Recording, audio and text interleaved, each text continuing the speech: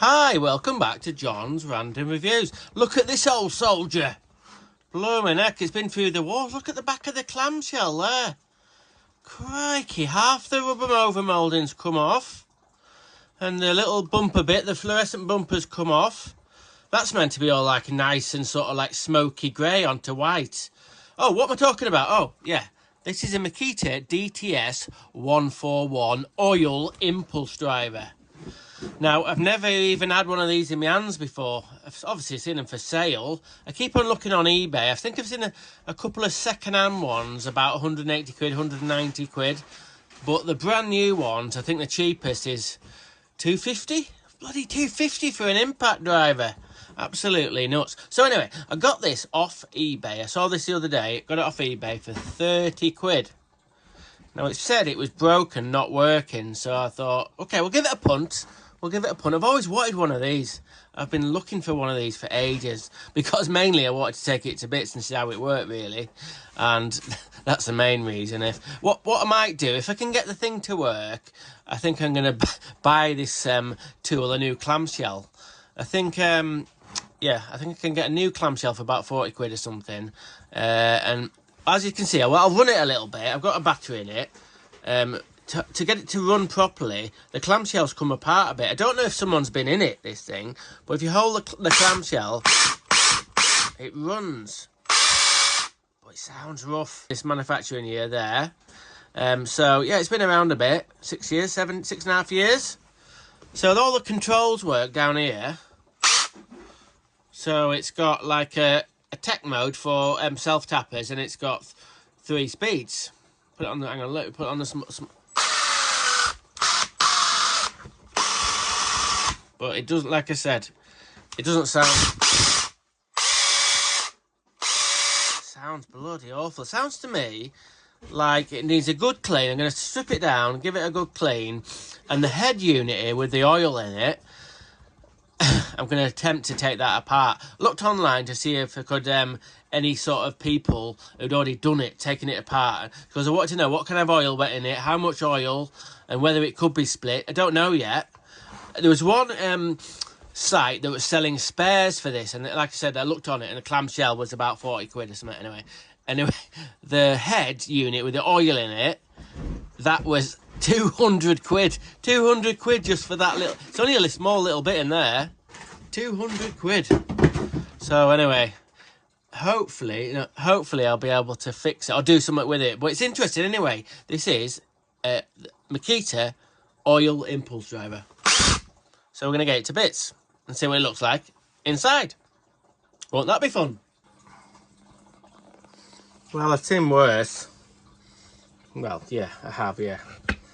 It's got a lot of dust in it. This bit used to be white, this end bit. You can still see where it says soft impact on there. This bit might clean up. Don't know.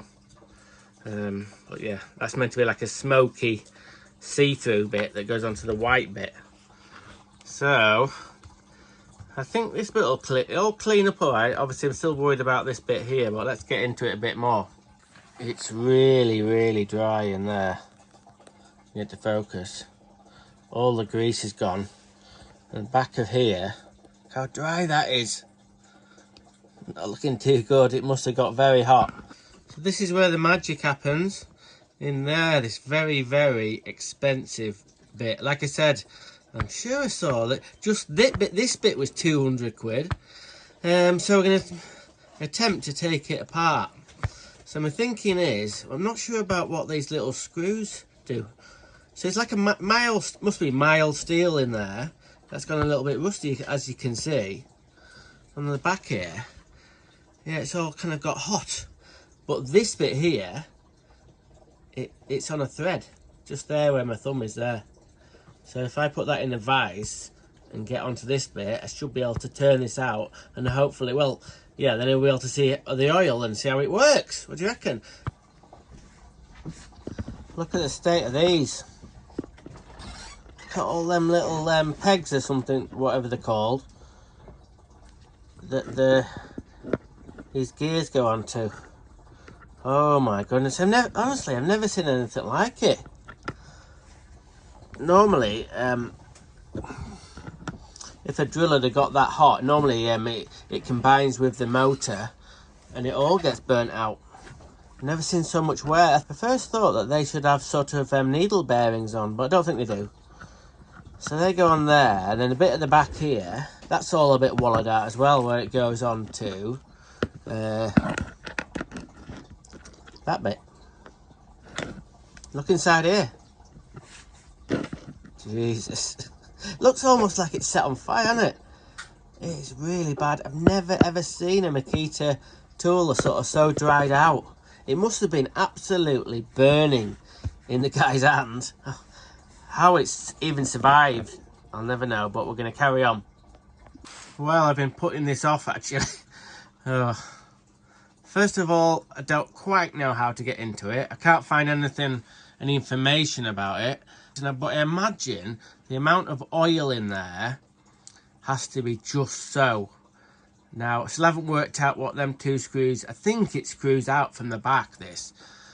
But I don't want to start screwing it out and then find out that if I break this thing, getting it, well, yes, I haven't, it's not brand new, I'm only 30 quid out. I found another price I went on one of these parts suppliers and I found another price for this thing here.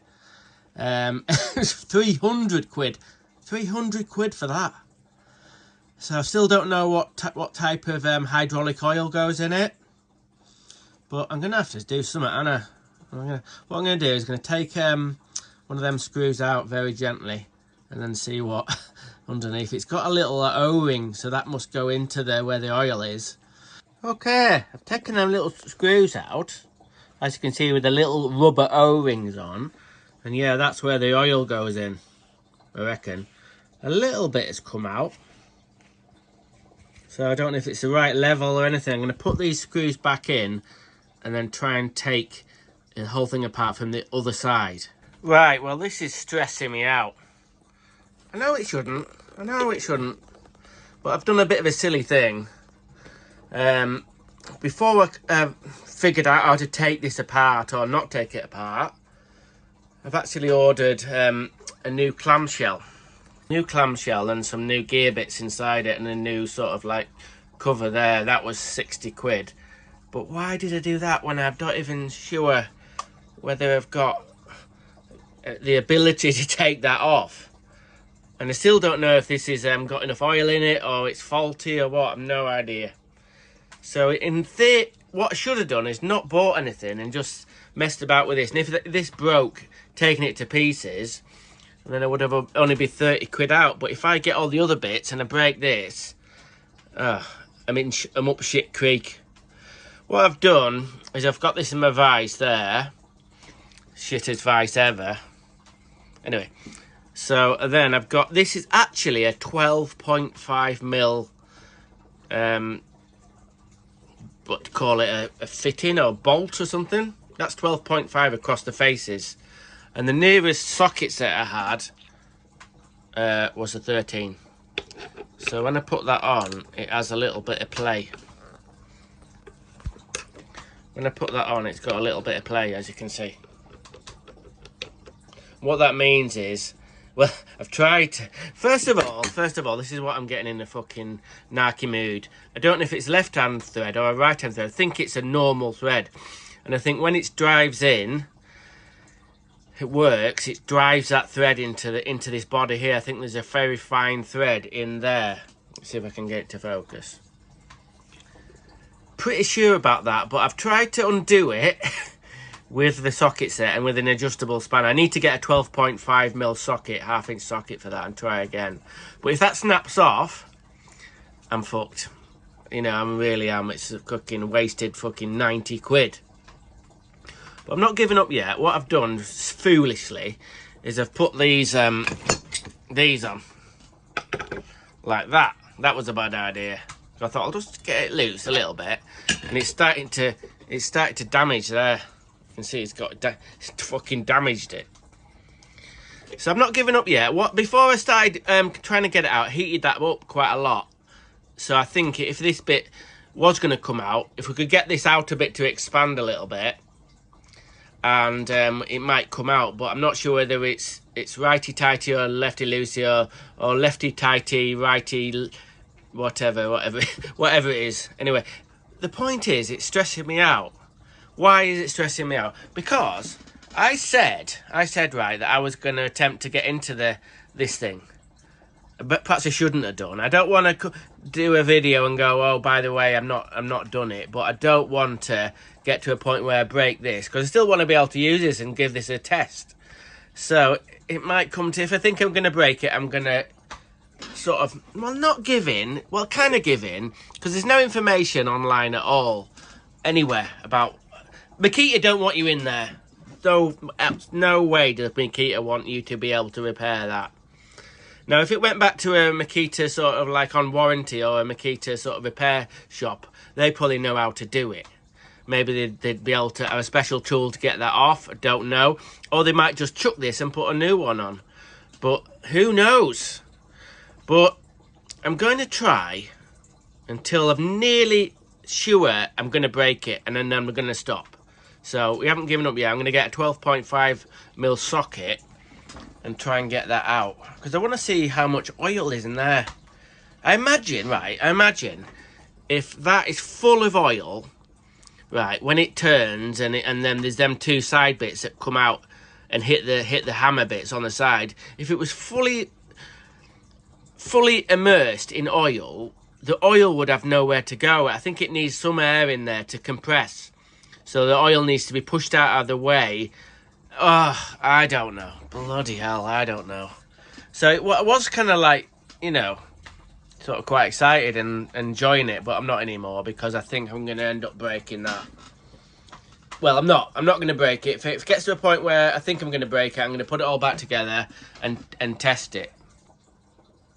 Right, I've put this off long enough. I've got the right socket. I've got a Baco 1/2-inch socket. I've even grinded off the top bit there because I had a little bit of a chamfer in, so I can get maximum hold onto this hexagon fixing. So that's on there like that. Now I'm going to go and try and loosen it sort of normal, which is turning it sort of like as you would expect a normal thread to be. I'm hoping there's a really fine thread in there. I think it'll have sort of maybe some kind of Loctite on there. Not sure. Now then, I'm going to put it on my socket set and give it a little bit of welly, but I think also I'm going to heat this bit up a bit so this outer bit expands. And then the big decision is how much force to put on this until something happens. It's either going to move. I don't exactly know if that's even a thread, but it's got to be. I wouldn't have thought that would be. If that was pressed in, that bit there, it would look differently here. It looks like there's the end of a thread there. So we're going to try and do it. But what's the worst case scenario?